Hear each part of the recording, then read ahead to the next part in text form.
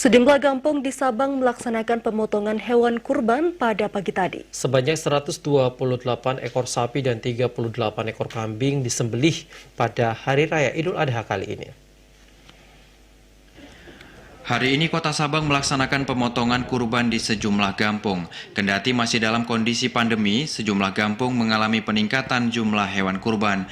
Data dari Dinas Pertanian dan Pangan bidang peternakan hewan, setidaknya ada 128 ekor sapi dan 38 kambing yang disembelih di 18 kampung di Sabang. Kampung Cotbau merupakan paling banyak melaksanakan kurban, yakni 33 ekor sapi dan 6 kambing. Masing-masing kampung melaksanakan kurban di tiap jurungnya.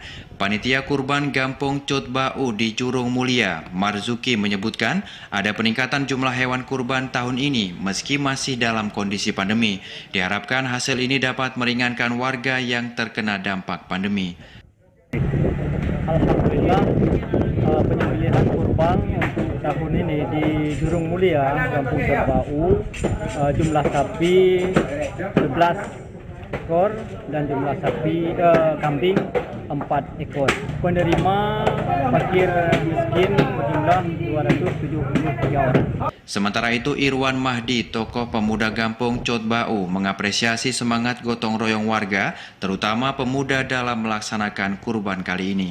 Antusias membantu sehingga suksesnya pelaksanaan kurban tahun ini.